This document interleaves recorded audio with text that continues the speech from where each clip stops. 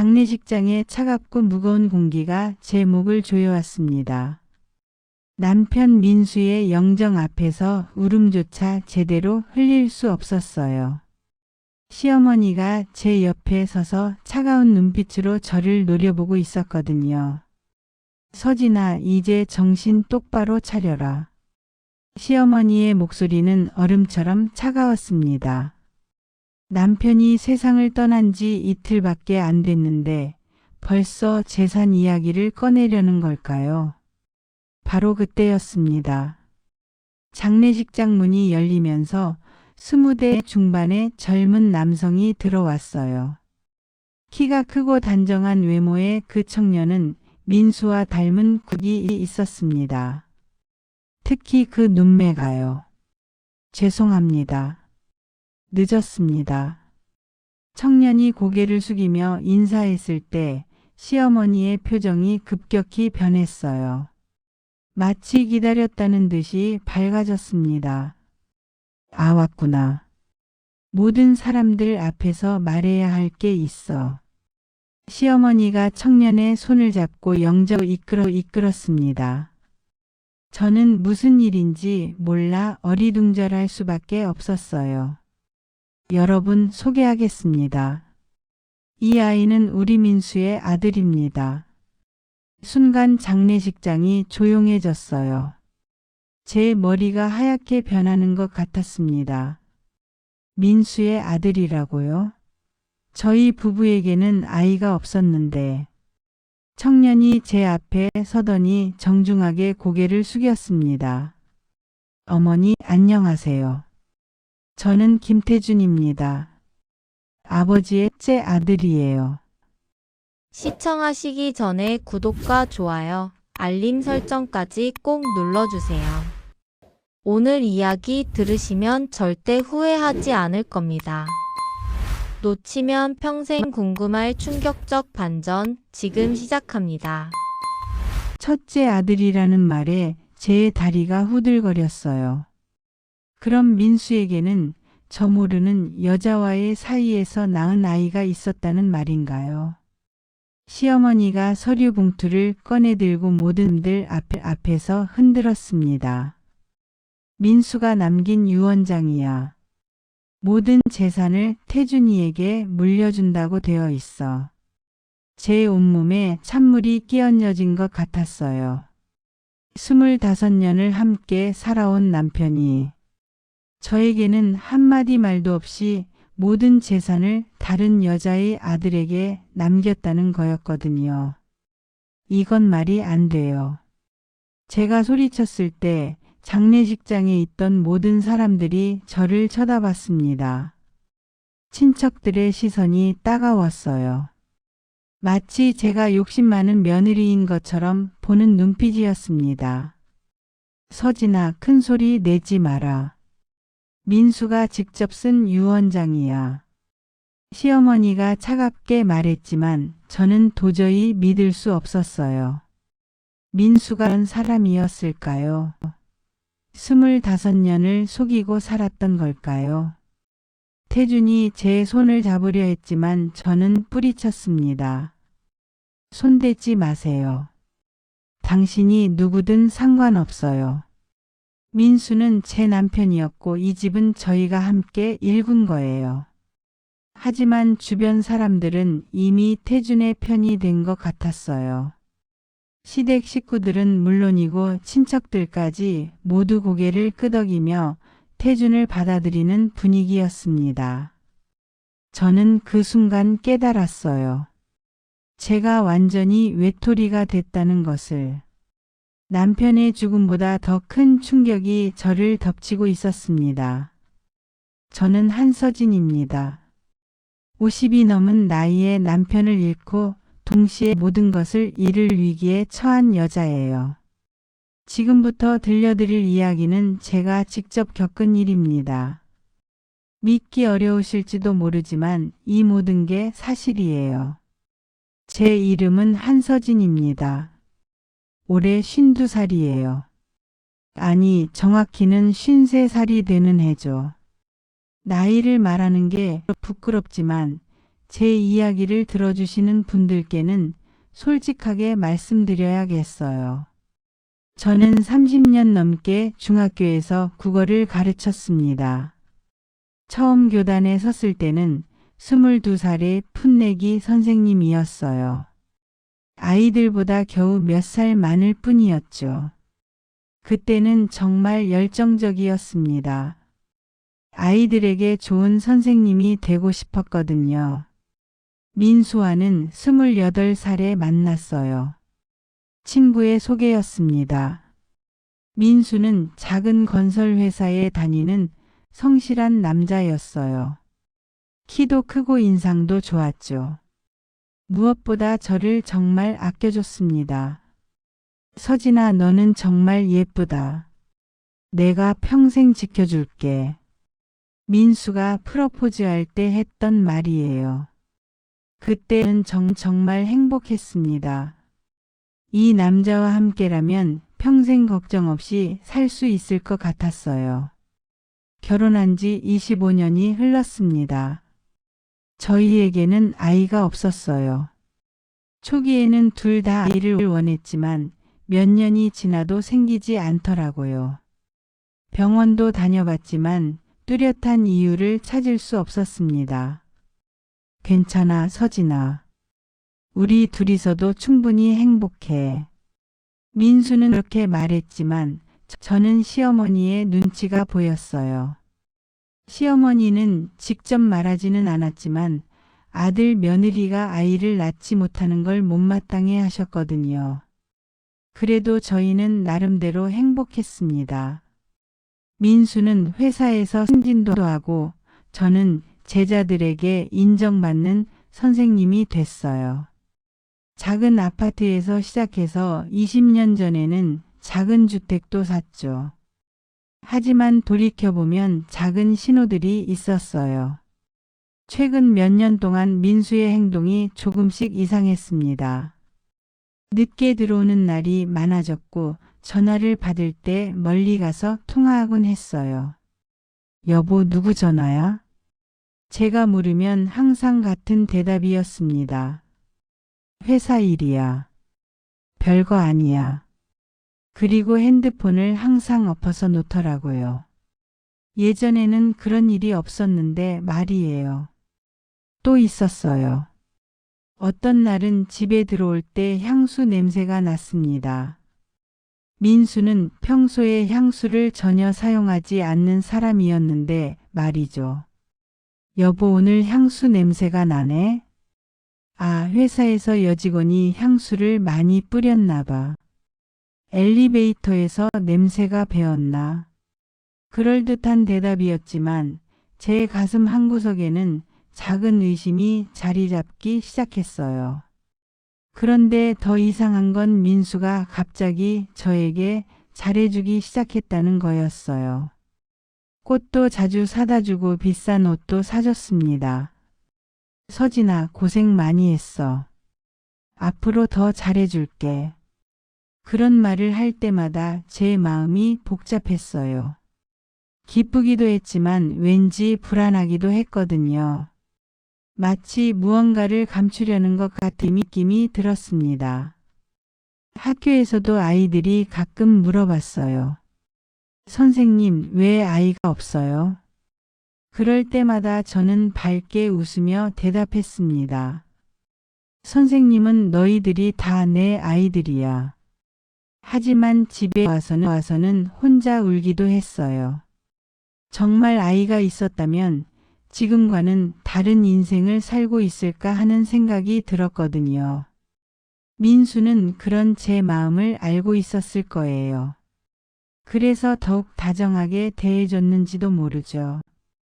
하지만 지금 생각해보면 그 다정함 뒤에 숨겨진 비밀이 있었던 것 같습니다. 그날은 평범한 목요일 오후였습니다. 저는 학교에서 아들과 문학 수업을 하고 있었어요. 김소영이라는 학생이 이상한 질문을 했습니다.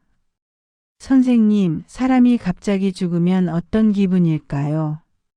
순간 섬뜩한 느낌이 들었어요. 왜 아이가 그런 질문을 하는지 이해할 수 없었거든요. 소영아, 왜 그런 생각을 해? 사람은 죽음을 예측할 수 없어. 그래서 매일매일을 소중히 살아야 하는 거야. 그때까지만 해도 저는 그 질문이 불길한 예언이 될 줄 몰랐어요. 수업을 마치고 교무실로 돌아왔는데 제 핸드폰이 계속 울리고 있었습니다. 모르는 번호였어요. 처음에는 받지 않으려 했는데 계속 걸어오더라고요. 여보세요? 한서진 선생님이시죠? 저는 성모병원 응급실 간호사입니다. 그 순간 제 심장이 멈추는 것 같았어요. 김민수 환자의 보호자로 연락처가 등록되어 있어서 전화드렸습니다. 지금 응급실로 와주세요. 핸드폰을 든 제 손이 떨렸어요. 민수에게 무슨 일이 생긴 걸까요? 무슨 일이에요? 남편이 어떻게 됐다는 거예요? 자세한 내용은 오셔서 말씀드리겠습니다. 빨리 와주세요. 전화가 끊어지자마자 저는 가방을 들고 교무실을 뛰쳐나왔어요. 동료 선생님들이 무슨 일이냐고 물었지만 제대로 대답할 수도 없었습니다. 택시를 타고 병원에 도착했을 때 이미 해가 지고 있었어요. 응급실은 사람들로 붐볐습니다. 간호사에게 민수 이름을 대자 저를 작은 상담실로 안내했어요. 의사 선생님이 들어와서 착석 긁은 것을 보는 순간 저는 최악의 상황을 예감했습니다. 보호자분이시죠? 앉으세요. 네, 저는 아내입니다. 남편이 어떻게 된 거예요? 환자분이 오늘 오후 2시경 공사 현장에서 사고를 당하셨습니다. 크레인에서 떨어진 자재에 맞았어요. 의사의 말에 제 머리가 하얗게 변했어요. 지금 수술 중인가요? 많이 다쳤나요? 의사가 고개를 숙였습니다. 죄송합니다. 환자분은 이미 그 순간 제 앞이 캄캄해졌어요. 민수가 죽었다는 말인가요? 아침에 오늘 저녁에 맛있는 거 해줘라고 말하며 집을 나선 그 민수가 안 돼요. 그럴 리가 없어요. 제가 소리쳤지만 현실은 바뀌지 않았습니다. 민수는 정말 세상을 떠났어요. 55살의 나이에 갑작스럽게요. 장례식 준비는 시어머니가 모든 걸 도맡아 했습니다. 저는 충격에서 헤어나올 수 없었거든요. 25년을 함께 살아온 남편이 하루아침에 사라진다는 게 믿어지지 않았어요. 서진아, 정신 차려라. 민수가 이렇게 되었는데 내가 무너지면 어떡해. 시어머니의 말이 맞았어요. 하지만 저는 도무지 현실을 받아들일 수 없었습니다. 장례식 첫날 밤 빈소를 지키고 있는데 시어머니가 조카 한 명과 함께 들어왔어요. 그리고는 제게 이상한 말을 했습니다. 서진아, 내일 중요한 손님이 올 거야. 마음의 준비를 해둬. 무슨 손님이요? 나중에 알게 돼. 그냥 준비나 해둬. 시어머니의 말투가 예사롭지 않았어요. 하지만 그때는 민수 생각에 다른 건 신경 쓸 수가 없었습니다. 이튿날 오전 문상객들이 몰려들기 시작했어요. 민수의 회사 동료들, 제 동료 선생님들, 친척들이 와서 위로의 말을 건넸습니다. 점심때쯤 되어서 시어머니가 갑자기 제 손을 잡았어요. 서진아, 이제 곧 올 거야. 놀라지 말고 잘 들어. 누가 온다는 거예요? 시어머니, 무슨 일이에요? 하지만 시어머니는 대답 대신 장례식장 입구만 바라보고 있었어요. 바로 그때였습니다. 장례식장 문이 열리면서 키 큰 젊은 남자가 들어왔어요. 검은 정장을 입고 국화꽃을 들고 있었습니다. 그 남자를 본 순간 저는 깜짝 놀랐어요. 민수와 너무나 닮아 있었거든요. 특히 눈썹과 코 그리고 입술 모양이 거의 똑같았어요. 청년이 영정 앞에 무릎을 꿇고 절을 올렸습니다. 그리고 나서 시어머니에게 다가가 인사를 했어요. 할머니 늦어서 죄송합니다. 할머니라고요? 시어머니를 할머니라고 부른다는 건 이 청년이 민수의 손자라는 뜻인가요? 하지만 저희에게는 아이가 없는데. 시어머니가 청년의 손을 잡고 제 앞으로 데려왔습니다.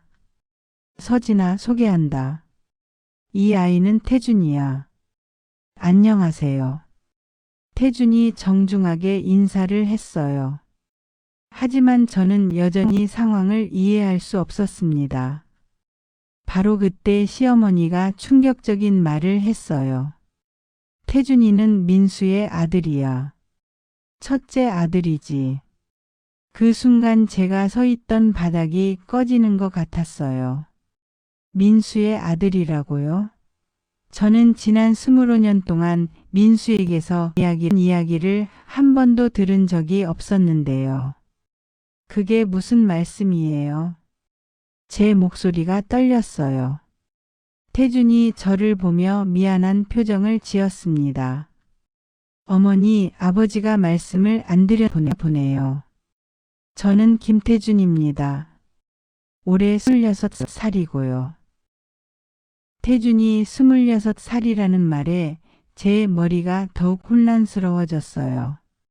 계산해보니 제가 민수와 결혼하기 전에 태어난 아이라는 뜻이었거든요. 그럼 민수는 저와 만나기 전에 다른 여자와 아이를 낳았다는 건가요? 잠깐만요. 이건 말이 안 돼요. 제가 떨리는 목소리로 말했지만 시어머니의 표정은 단호했어요. 서진아, 이제 모든 걸 알 때가 됐어. 태준이 아버지, 그러니까 우리 민수가 22살 때 사귄 여자친구가 있었어. 그 여자가 태준이를 낳고 외국으로 떠났지. 제 가슴이 쿵하고 내려앉았어요. 그럼 민수는 저와 결혼하면서도 그런 중요한 사실을 숨기고 있었다는 말인가요? 그럼 왜 지금까지 말을 안 하셨어요? 결혼할 때 왜 말씀을 안 해주셨냐고요? 제가 소리를 지르자 장례식장에 있던 사람들이 모두 쳐다봤어요. 친척들의 시선이 따가웠습니다. 마치 제가 남의 집안일에 참견하는 외부인처럼 보는 눈빛이었어요. 서진아, 목소리 낮춰라. 여기가 어디라고 그래. 시어머니가 차갑게 말했지만 저는 도저히 참을 수 없었어요. 어떻게 이럴 수 있어요? 25년을 속이고 살았다는 거예요. 태준이 제 앞에 서서 조심스럽게 말했어요. 어머니, 저도 아버지가 재혼하신 줄 몰랐어요. 할머니를 통해서만 연락을 주고받았거든요. 재혼이라는 말에 또 한 번 충격을 받았습니다. 재혼이라니요? 그럼 민수에게는 첫 번째 결혼이 있었다는 뜻인가요? 첫 번째 결혼이요? 민수가 결혼을 했었다고요? 네, 제 어머니와 결혼을 했었어요. 하지만 제가 5살 때 이혼했어요. 어머니는 저를 데리고 미국으로 이민을 갔고요. 제 머릿속이 하얗게 변했어요. 그럼 저는 민수의 두 번째 부인이었다는 말인가요? 25년 동안 저는 그런 것도 모르고 살았던 거예요. 시어머니가 가방에서 서류 봉투를 꺼냈어요. 서진아, 이걸 봐. 민수가 남긴 유언장이야. 유언장이라는 말에 제 심장이 빨라졌어요. 민수가 언제 유언장을 썼다는 거죠? 민수는 자기가 일찍 죽을 걸 예상이라도 했나요? 언제 이런 걸 썼어요? 3달 전에 썼어. 공증도 받았고. 시어머니가 봉투에서 서류를 꺼내 저에게 보여줬어요. 민수의 필체로 쓰여진 유언장이었습니다. 집과 모든 재산을 아들 김태준에게 물려준다. 그 글귀를 읽는 순간 제 눈앞이 캄캄해졌어요. 집까지요.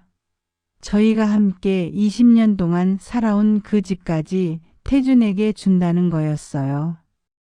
이건 말이 안 돼요. 그 집은 제 돈으로도 샀어요. 제가 교사로 번 돈으로 중도금도 내고 대출도 함께 갚았다고요. 하지만 시어머니는 냉정했어요. 법적으로는 민수 명의야. 유언장도 공증을 받았어. 어쩔 수 없어. 태준이 제 손을 잡으려 했지만 저는 뿌리쳤어요. 손 치우세요. 당신이 진짜 민수 아들인지도 의심스러워요. 그때 친척 중 한 명인 민수 형이 나서서 말했어요. 서진아, 태준이는 정말 민수 아들이야. 어릴 때 몇 번 본 적이 있어. 민수를 꼭 닮았잖아. 다른 친척들도 고개를 끄덕였어요. 모든 사람들이 태준의 편이 되어가고 있었습니다. 맞아, 눈매가 똑같아. 민수 어릴 때 모습이랑 똑같아. 목소리도 비슷해. 말하는 것도 민수랑 똑같고. 제 주변에서 태준을 인정하는 목소리들이 들려왔어요. 저만 혼자 반대하고 있는 상황이었습니다. 시어머니가 결정적인 말을 했어요. 서진아, 너는 민수와 아이도 없잖아. 태준이가 우리 집안의 유일한 혈육이야. 당연히 재산을 물려받아야지. 아이가 없다는 말에 제 가슴에 비수가 꽂혔어요. 25년 동안 아이를 갖지 못한 것이 제 잘못인 것처럼 들렸거든요. 시어머니, 그런 식으로 말씀하시면 안 돼요. 저도 25년 동안 이 집안의 며느리로 살았어요. 며느리는 며느리일 뿐이야. 핏줄은 아니잖아. 시어머니의 말이 너무 차가웠어요. 25년 동안 정성껏 모셨는데 이렇게 쉽게 버려지는 건가요? 태준이 조심스럽게 입을 열었어요. 어머니, 저는 어머니를 쫓아내려는 게 아니에요. 그냥 아버지의 뜻을 따르는 거예요. 당신이 무슨 권리로 아버지의 뜻을 이야기해요? 25년 동안 어디 있었어요? 죄송해요. 저도 어쩔 수 없었어요. 어머니가 저를 데리고 미국으로 가버렸거든요. 이야기를 들으면 들을수록 화가 났어요. 민수는 왜 이런 중요한 이야기를 저에게 하지 않았을까요? 그때 제 동료 선생님인 영희가 다가와서 귓속말을 했어요. 서진아, 일단 여기서는 참아. 집에 가서 차근차근 생각해봐. 영희의 말이 맞았어요. 장례식장에서 이런 식으로 다투는 건 민수에게도 좋지 않았거든요. 하지만 태준을 보고 있으면 너무 화가 났어요. 26살밖에 안 된 젊은 남자가 갑자기 나타나서 제 인생을 송두리째 뒤바꿔 놓고 있었거든요. 좋아요. 일단 장례를 치르죠. 하지만 유언장은 다시 확인할 거예요. 시어머니가 코웃음을 쳤어요. 확인해봐. 공증도 받았고 법적으로 문제없어. 그날 밤 저는 한잠도 잘 수 없었어요. 민수의 영정을 보면서 울고 또 울었습니다. 어떻게 이런 일이 생길 수 있는지 도저히 이해할 수 없었거든요. 장례를 치른 지 일주일이 지났습니다. 저는 그동안 태준이 정말 민수의 아들인지 확인해 보려고 동분서주했어요. 하지만 확실한 증거를 찾기가 쉽지 않았습니다. 그런데 우연히 민수의 회사 동료 박 과장을 만났어요. 박 과장은 민수와 20년 넘게 함께 일한 사람이었거든요. 서진 씨, 정말 힘드시죠? 민수가 갑자기 떠나서 커피를 마시며 이야기하는데 박 과장이 이상한 말을 했어요. 그런데 장례식에 온 그 젊은 남자, 민수 아들이라고 하던데 정말이에요. 왜요? 민수가 몇 달 전부터 자꾸 그런 말을 하더라고요. 자기에게 아들이 생길 것 같다고. 생길 것 같다고요? 이미 있는 아들이라면 그런 표현을 쓸까요? 박 과장님, 그게 무슨 뜻이에요? 글쎄요, 저도 이상하게 생각했어요. 민수가 결혼 전에 아이가 있었다는 이야기는 한 번도 들은 적이 없거든요. 박 과장의 말에 제 마음의 의심이 더욱 커졌어요. 정말 태준이 민수의 아들이 맞는 걸까요? 집에 돌아와서 민수의 물건들을 정리하다가 이상한 걸 발견했어요. 민수 책상 서랍에서 나온 수첩이었는데 최근 몇 달간의 일정이 적혀 있었습니다. 김 변호사 사무실 방문, 서류 검토, 태준 면담. 태준과 면담을 했다는 기록이 석 달 전부터 있었어요. 그럼 민수는 태준을 몇 달 전에 처음 만났다는 뜻인가요? 친아들이라면 그런 식으로 면담을 한다고 적을까요? 더 뒤져보니 이상한 명함이 나왔어요. 이정호 변호사라고 적혀 있었는데 뒷면에 연필로 상속 전문이라고 적혀 있었습니다. 저는 바로 그 변호사 사무실에 전화를 했어요. 안녕하세요. 김민수 씨 아내입니다. 남편이 몇 달 전에 상담을 받았다고 들었는데요. 아, 그러시군요. 하지만 고인과의 상담 내용은 기밀이라서 말씀드리기 어렵습니다. 그럼 유언장 작성에 관해서만 물어봐도 될까요? 잠시 침묵이 흘렀습니다. 유언장은 저희가 작성해드린 게 아닙니다. 다른 곳에서 하셨을 거예요. 이상했어요. 상속 전문 변호사인데 유언장 작성은 다른 곳에서 했다고요? 저는 더 자세히 알아보기로 했어요. 그날 저녁 시어머니 집을 찾아갔습니다. 시어머니, 민수가 언제부터 태준이 이야기를 했어요? 왜 자꾸 그런 걸 물어봐?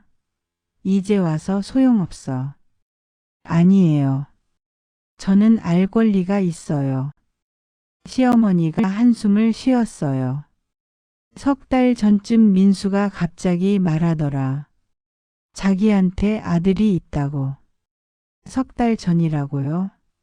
그럼 그 전까지는 시어머니도 모르고 있었다는 뜻인가요? 그 전에는 태준이 이야기를 한 적이 없으세요? 없어. 나도 깜짝 놀랐어. 뭔가 이상했어요. 진짜 아들이라면 시어머니가 모를 리 없잖아요. 시어머니, 혹시 태준이 정말 민수 아들이 맞는 건가요? 시어머니의 표정이 순간 굳어졌어요. 무슨 소리야? 당연하지. 하지만 그 표정에서 확신이 느껴지지 않았어요. 집에 돌아와서 인터넷으로 태준에 대해 알아보려고 했어요. 김태준이라는 이름으로 검색해봤지만 특별한 정보는 나오지 않았습니다. 그런데 며칠 후 결정적인 단서를 찾았어요. 민수 휴대폰에서 문자 메시지를 확인하다가 이상한 내용을 발견한 거예요. 돈은 준비됐습니다. 약속대로 해주세요. 발신자가 태준이었어요. 날짜는 2달 전이었습니다. 돈을 준비했다는 게 무슨 뜻일까요? 아들이 아버지에게 돈을 준다는 게 이상하지 않나요? 저는 더 자세히 문자를 확인해 봤어요. 아버지, 서류는 잘 준비하셨나요? 네, 변호사님이 확인해 줬어요. 그럼 이제 마지막 단계만 남았네요. 마지막 단계라는 게 뭘까요? 그리고 왜 태준이 민수에게 존댓말을 쓸까요? 진짜 아들이라면 그런 식으로 대화하지 않을 텐데요. 더 놀라운 건 그 다음 문자였어요. 혹시 아내분이 눈치채면 어떻게 하죠? 괜찮아. 서진이는 의심하지 않을 거야. 제 이름이 나오는 걸 보니까 분명 저와 관련된 일이었어요. 그런데 저를 속이려고 계획을 짰다는 뜻인가요? 가장 충격적인 문자는 마지막 거였어요. 시어머니도 협조해 주시겠죠? 어머니는 이미 동의하셨어. 걱정하지 마.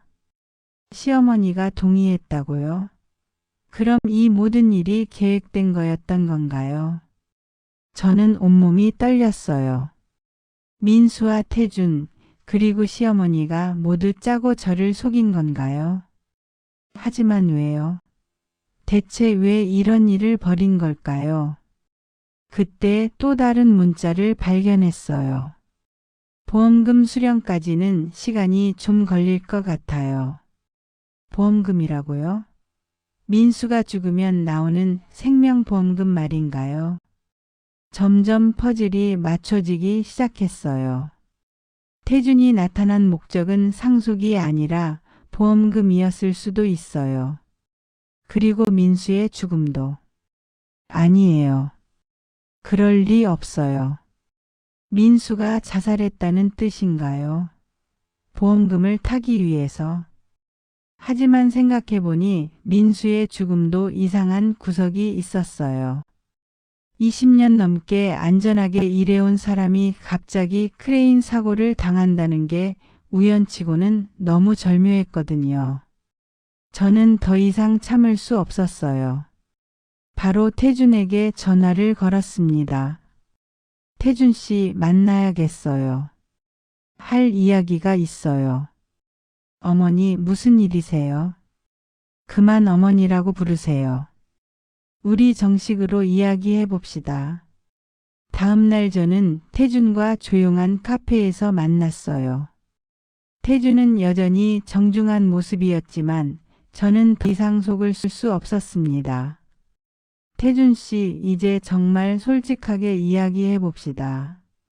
태준이 커피잔을 만지작거리며 고개를 숙였어요. 어머니, 무슨 말씀이세요? 민수 휴대폰에서 당신과 주고받은 문자를 다 봤어요. 그 순간 태준의 얼굴이 창백해졌어요. 더 이상 숨길 수 없다는 걸 깨달은 것 같았습니다. 그리고 당신이 민수에게 돈을 줬다는 것도 알았어요. 진짜 아들이 아버지에게 돈을 주나요? 태준이 한참 동안 침묵했어요.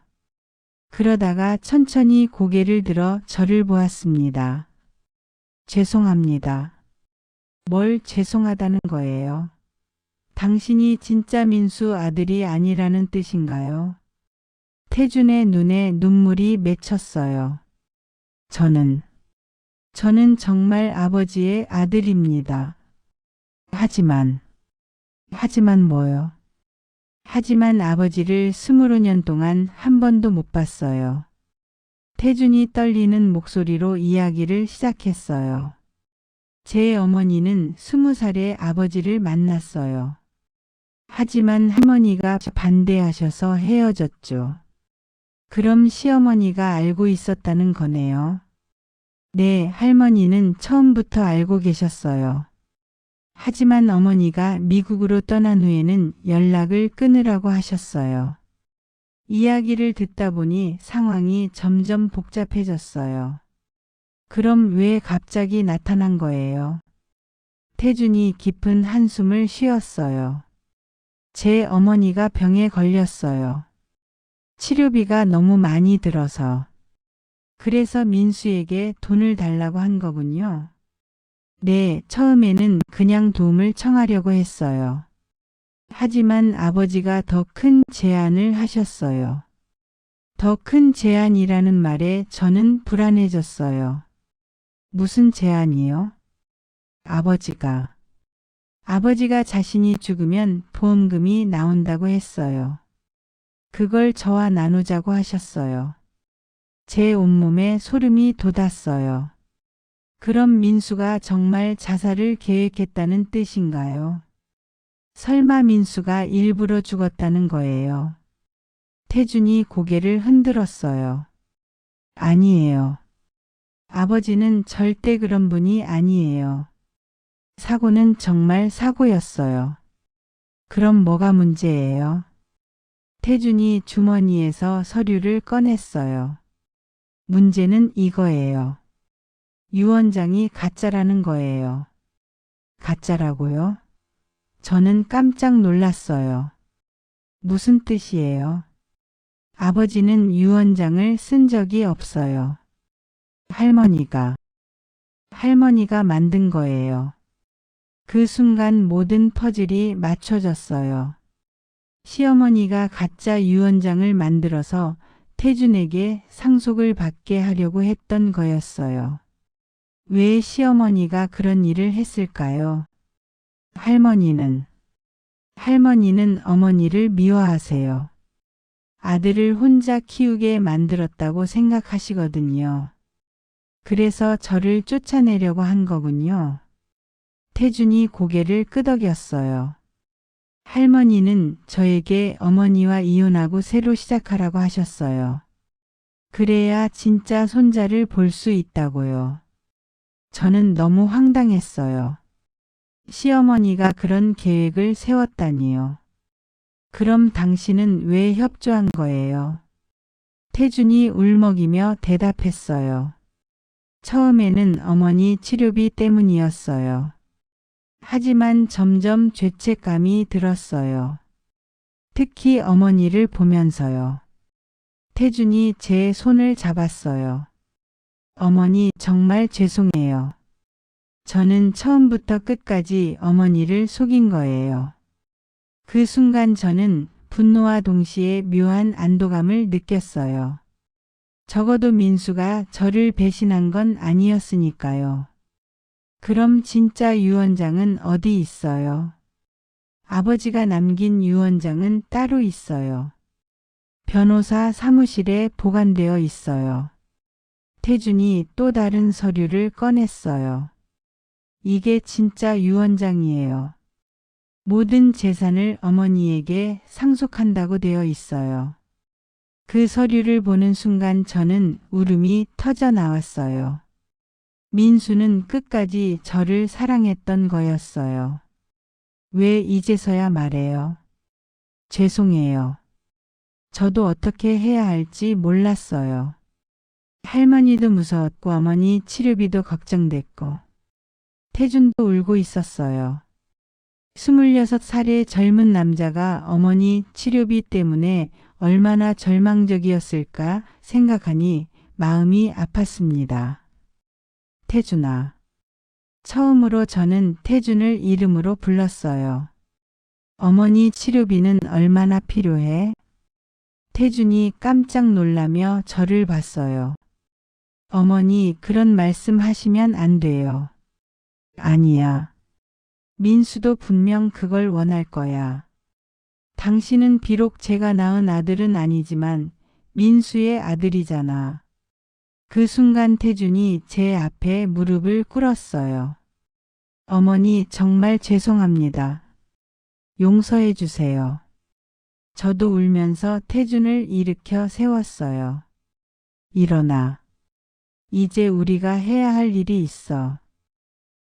태준과 함께 시어머니 집을 찾아갔을 때 저는 마음의 준비를 단단히 했어요. 이제는 더 이상 당하고만 살 수 없었거든요. 시어머니 나왔어요.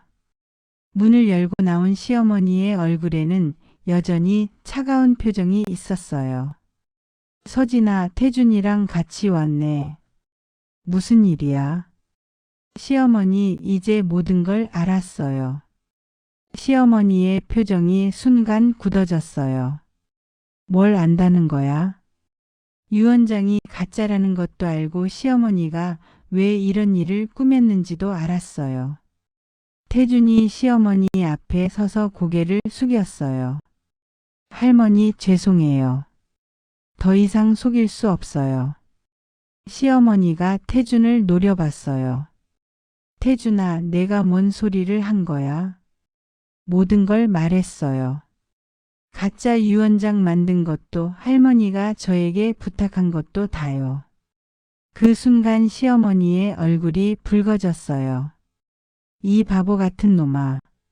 왜 그런 말을 했어? 시어머니가 태준에게 소리를 지르는 걸 보니까 제 가슴이 답답했어요. 시어머니, 왜 이런 일을 하셨어요? 저한테 왜 그러셨나요? 시어머니가 저를 쏘아봤어요. 너 같은 애가 우리 집안에 뭘 했다고. 25년 동안 아이 하나 못 낳고. 그게 제 잘못인가요? 잘못이지. 여자가 아이를 낳아야 할 의무가 있는 거야. 시어머니의 제 가슴이 아팠어요. 하지만 더 이상 참을 수 없었습니다. 시어머니, 저도 아이를 갖고 싶었어요. 얼마나 원했는지 아세요? 병원도 다니고 온갖 노력을 다 했어요. 핑계 대지 마. 결국 못 낳은 건 맞잖아. 태준이 시어머니를 말렸어요.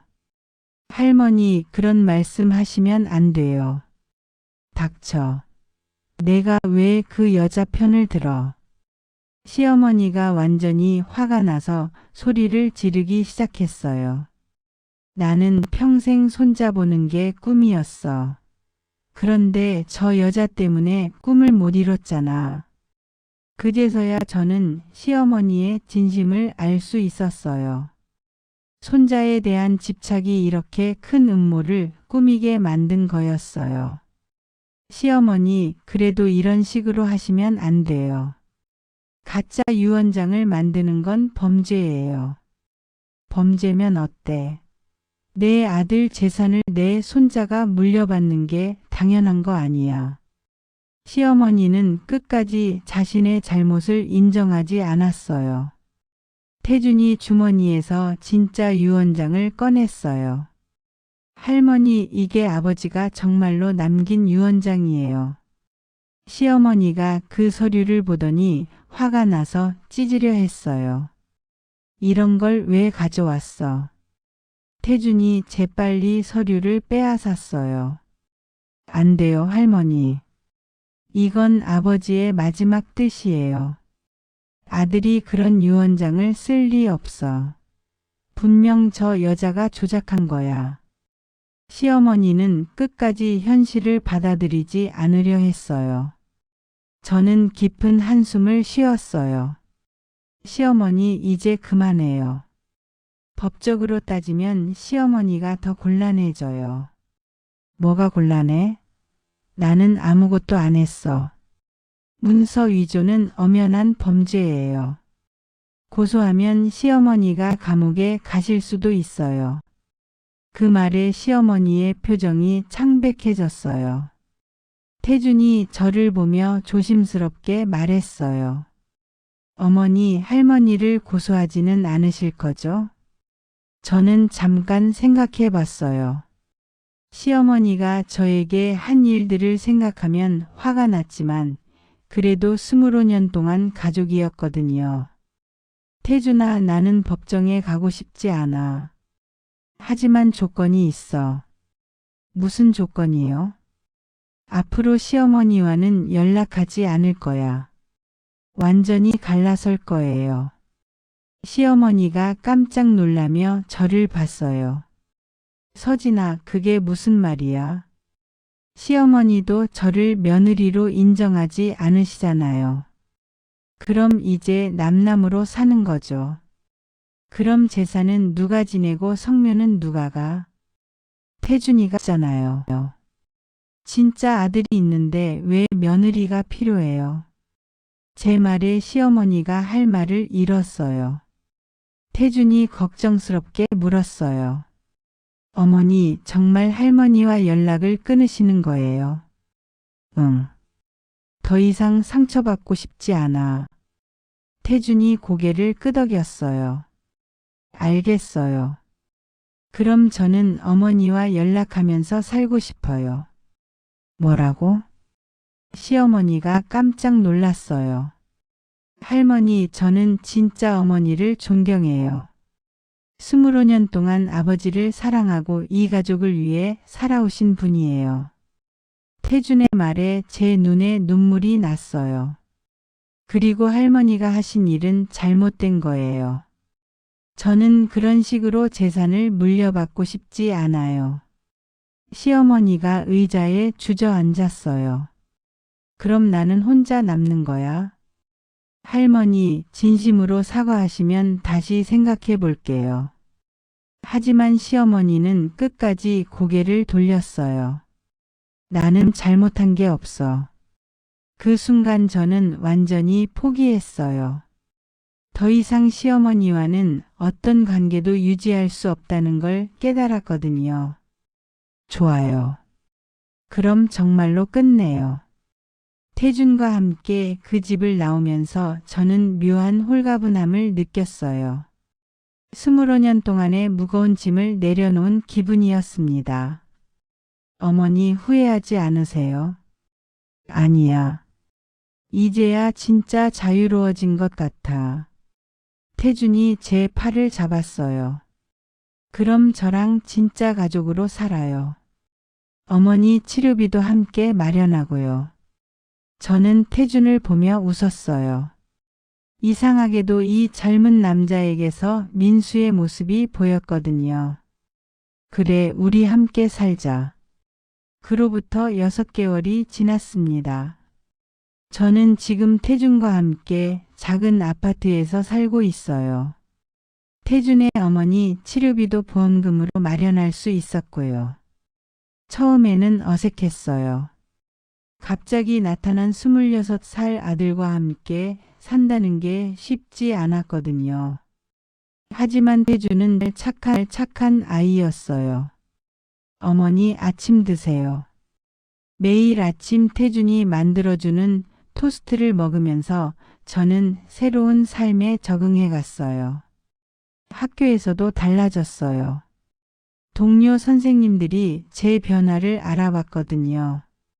서진아, 요즘 표정이 많이 밝아졌네. 그래? 나도 그런 느낌이야. 정말 그랬어요. 25년 동안 시어머니 눈치를 보며 살았는데 이제는 그런 스트레스가 없어졌거든요. 태준도 새로운 직장을 구해서 열심히 일하고 있어요. 처음에는 제가 다 해주려고 했는데 태준이 말렸어요. 어머니, 저도 이제 어른이에요. 제 일은 제가 할게요. 그런 태준을 보면서 저는 정말 든든했어요. 어머니 치료도 잘 되고 있다고 해요. 태준이 미국에 있는 어머니와 영상통화를 할 때 저도 가끔 인사를 드리거든요. 안녕하세요. 태준이 어머니. 안녕하세요. 서진이 정말 고마워요. 태준이를 봐주셔서. 태준의 진짜 어머니도 좋은 분이었어요. 처음에는 어색했지만 이제는 편하게 이야기할 수 있어요. 가끔 민수 생각이 나요. 만약 민수가 살아있다면 지금 상황을 어떻게 생각할까요? 여보, 내가 죽고 나서 이런 일들이 있었어. 혼자 중얼거릴 때가 있어요. 그럼 민수가 대답하는 것 같아요. 서진아, 잘했어. 태준이를 받아들여줘서 고마워. 시어머니와는 정말 연락을 끊었어요. 처음 몇 달은 태준을 통해서 안부를 물어보곤 했는데 시어머니는 여전히 저를 원망하고 있다고 하더라고요. 어머니, 할머니가 많이 후회하고 계세요. 그래도 사과는 안 하시지? 네. 여전히 자신이 옳다고 생각하세요.